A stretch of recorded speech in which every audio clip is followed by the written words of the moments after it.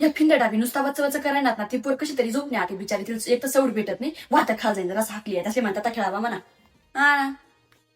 काय बस म्हणता ताई दीदी काय यायचे ना माय 1 वर्ष 4च दिवस सुट्ट्या भेटतीस तिला म्हणतं खाई पिन झोपत जाय कशी तरी जायची म्हण दिदी नुसती वळाय जायची. हा भेट नाही होती लागे तुम्हाकडे सांगितली तुम्ही दिली मी ताई तुमले काय सांगू म्हणे दिदी एवढी मोठी कंपनी माशा ना काहीतरी कम्प्युटरनं काम करत असती मोठ्या मोठ्या मशिनी राहतच जायत ते एंट्र्या काउंट्र्या मारस काय माहिती पण ती कंपनी मा सर्व खावाले पेवाले तिला सर्व भेटस पण एक दिवस सवनी म्हणे दिले पोरणांना बाप ती माशा ना मी नशीब वांचे पण पोरणी म्हणून नशीब उजाड म्हणून ते वावर घेवाय ना घर बांधाय घे म्हणून आलं. हा बाई पोरणी बाबती मग आपण 1 नंबर शतस इथला लोन ना तिनावर बा बाबा गुगलनी कंपनी माशा डायरेक्ट हा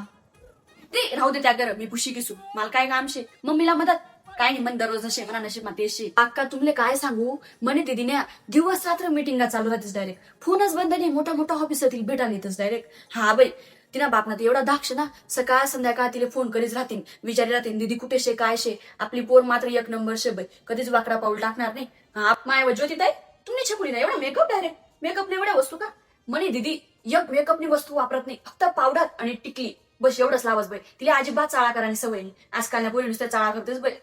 माय वासनी पाहिजे बरं जराशा दाखमा पाहिजे पोरी आणि दिदीश ना बाई इथली कडक स्वभावनी शे तिले पोऱ्या हाय भानगड सुद्धा माहित नाही शे आणि तिने शा 5-6 पोरीस मा रूम करायचे पोरीस ना रूम मारास तिले खावा पेवाना भांडा घे द्यायचे तिने घर येस रांदी घेत जेवण करी घेत झोपी घेस. हा बाई आणि 5 लाख रुपये पगार शे तिना बापले 1 रुपये नाही शोभ देस ती पोर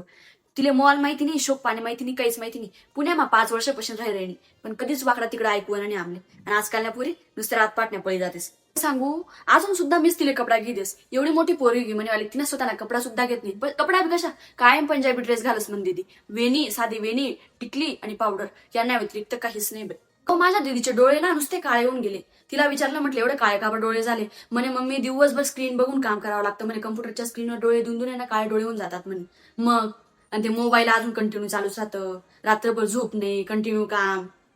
गुगलच्या कंपनीत काय होत आहे दिदी आहो ती पुण्याला आहे ना हा नाही तर आली असती लग्नाला सुट्टी राहिली असती तर पाना एवढं जवळचं राहून लग्न येता येत नाही माझ्या पोरीला काय करता बाई जाऊ काय रे भाऊ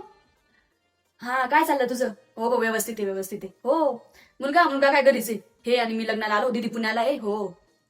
स्थळ का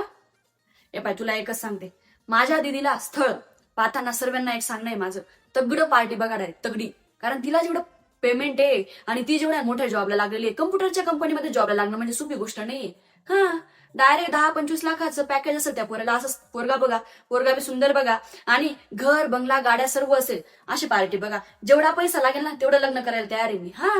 1 नंबर लग्न करू आपण तुम्ही बघा खरी